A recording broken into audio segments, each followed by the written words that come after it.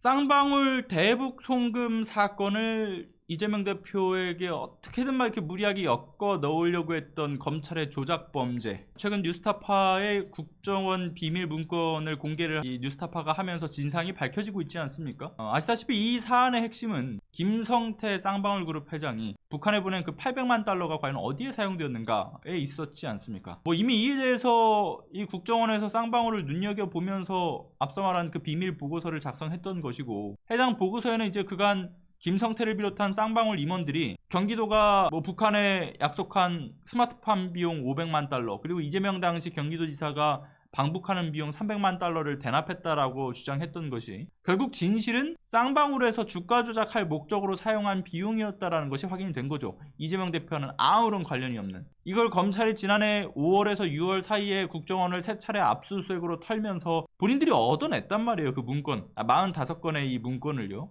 그러니까 수사팀 역시도 파악이 모두 끝났던 것이었죠. 이를 알고 있던 검찰이 지금까지 김성태를 또 주가 조작 혐의로 수사를 하거나 기소하지 않았던 점을 보건대 역시나 이재명 대표를 엮어내려고 하는 정치적 목적의 수사였음을 추정할 수 있는 대목이기도 하고요. 그런데 이와 관련해서 이 국정원 문건 시리즈로 뉴스타파가 지금 보도를 계속 이어나가고 있는데, 어제자로 그 4번째 시리즈 보도가 나오지 않았습니까? 내용의 핵심은 쌍방울 비공개 내부 문건, 그리고 국정원 비밀 문건, 그리고 검찰의 수사 기록, 이걸 비교 분석을 하면서 이번에도 이게 이재명 대표와는 무관하다라는 점, 그리고 이제 쌍방울의 주가 조작 범죄였던 점, 그리고 검찰이 이를 무리하게 엮어 넣으려고 하고 있다라는 점, 이걸 특정할 수 있는 내용들을 또 짚어낸 것 아니겠습니까? 그 저번에 나왔던 보도에 따르면 그 당시 쌍방울 계열사인 나노스가 사실 광물 사업과 연관된 사업을 하고 있지 않았잖아요. 근데 북한 측과 이 대북 사업에 대한 협약을 맺기 전에 광물 자원 개발을 사업 분야에 급히 추가를 했었던 점이나, 김성태가 당시 안부수 아태협 회장 그리고 북한의 고위 간부와의 어떤 주가 조작을 통한 수익을 어떻게 배분하겠다, 어떻게 받겠다, 이런 내용까지도 확인했던 내용들, 그런 것이 다 국정원 문건에 모두 담겨 있었던 것인데, 실제로 나노스 주식도 보게 되면 기타 소액주주의 비중이 11.18%예요.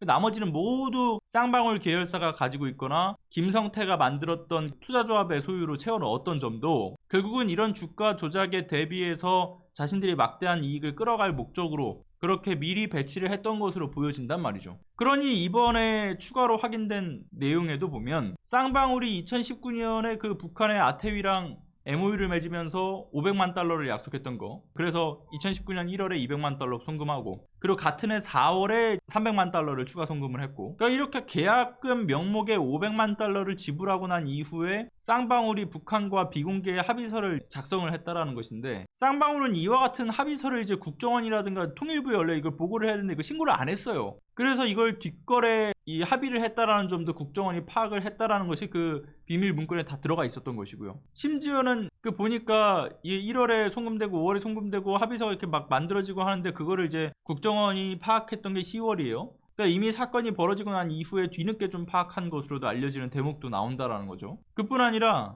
쌍방울 측에서 비공개 리포트로 제작한 문건이 있는데, 이 리포트의 내용이 뭐냐면 쌍방울 계열사인 나노스가 남북관계 개선의 이 대표 기업으로서 약 한 10억 톤, 그러니까 2천조 원의 가치의 그 북한에 매장된 히토류 광물 자원에 대해서 이 개발을 나노스가 북한과 함께 나갈 거다. 그래서 이를 남북한 주요 인사들과 함께 현실화해 나갈 수 있으니까 투자를 좀 해달라, 이런 내용의 리포트예요. 다만 이게 리포트의 이런 어떤 이 글 내용들을 보건데, 이게 뭔가 일반 투자자들을 모집하기 위한 어떤 그런 홍보 문구인가, 이렇게 볼 수도 있겠지만, 근데 사실 이 문건은 일반 투자자들이 볼 수 없는 대외비 문건이었단 말이죠. 그러니까 리포트에도 명백하게 비공개 자료라고 떡하니 이렇게 적혀져 있어요. 그러니까 그 점을 뉴스타파가 공개한 이 쌍방울 비공개 리포트 문건에서도 확인할 수가 있었죠. 그런데 이 리포트 문건에 대해서 김성태와 쌍방울 임원들은 이거 외부에 공개되는 자료이기 때문에, 근데 거기다가 어떻게 그 경기도를 대신해서 500만 달러를 북측에 대납했다라는 거, 이거 그대로 쓸 수 있었겠냐, 그대로 쓸 수가 없어가지고 그냥 계약금이라고 표기를 했을 뿐이다 라고 주장을 했고요.